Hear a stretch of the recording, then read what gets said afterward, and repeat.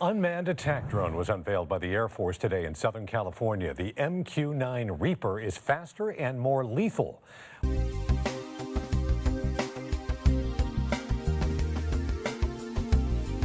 looks like a war zone. It is.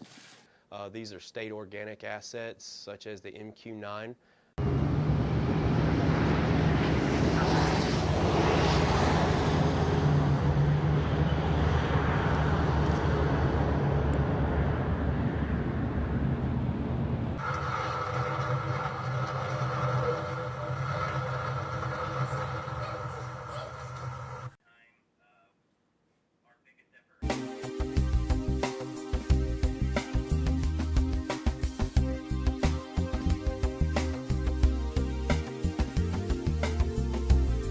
Devastation that only fires of this kind could bring about. Nobody's really expecting it, but it happens.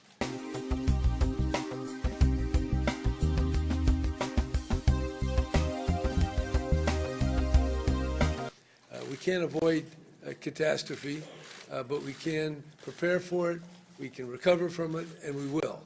For Cal OES, we're looking at damage assessment for them, helping them to figure out how many structures have been destroyed with the Camp Fire as well as the Woolsey Fire down south. And with that, then they can allocate their resources appropriately. But also, we go out in support of Cal Fire and we provide the perimeter so that they know where the fire currently sits. They can kind of get eyes on maybe what some of the specific fire behavior is in areas and how it's intermixing with the current weather conditions, and that way they can allocate their resources appropriately as well.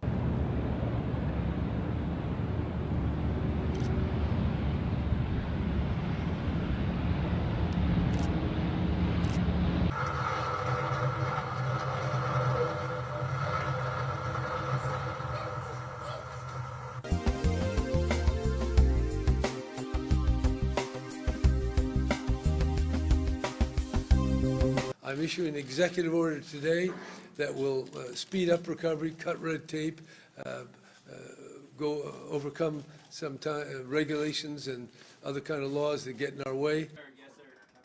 Yes, sir.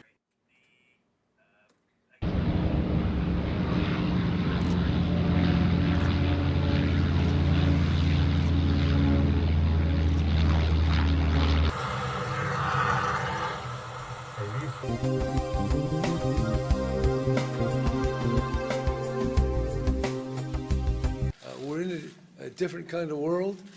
We know that. There are many elements to this.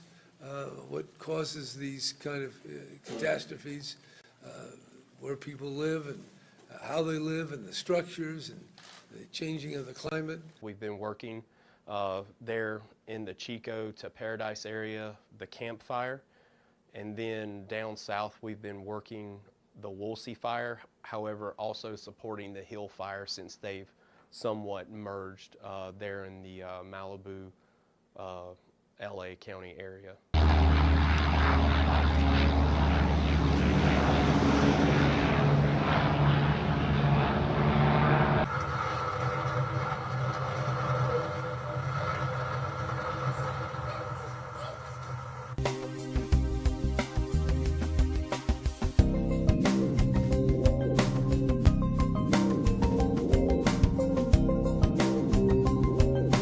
So we're in for very difficult times.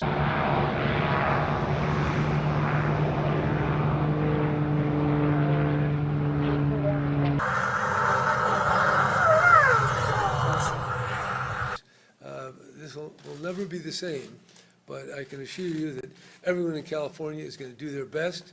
So I think now is the time for solidarity and understanding, and let's learn how to do this together in the best way we can.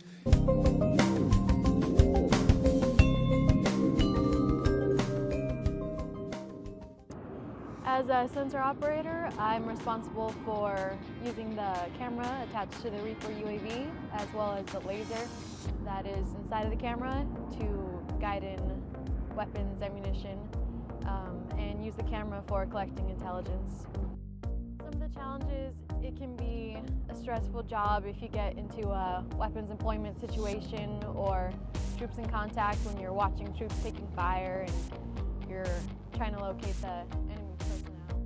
The training that goes into being a sensor operator is we went through 6 months of imagery analysis school, and then you get shuttled through aircrew school. My favorite part of the job is the reward you get for helping the guys in the ground, and we're able to provide them information that can prevent them from walking into a bad situation and essentially saving lives. The sensor operator, with the imagery background that we have, we're able to pick out things that look suspicious and provide searches and just pick out key information.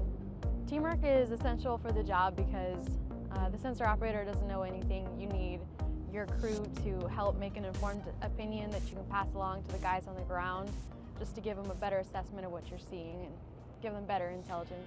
My last employment that I was able to do, we were overwatching these troops on the ground that were going out on a patrol, and we had eyes on an individual with something covered in a blanket, and we watched him uncover a long cylindrical object and hold it against his shoulder. And since we had radio comms with the troops on the ground, we were able to give them a heads up to take cover, and we saw this individual fire at them, and we ended up being able to engage on this individual. And not only did we take that threat away from them, but we were able to tell them to take cover, and no friendlies were lost that day.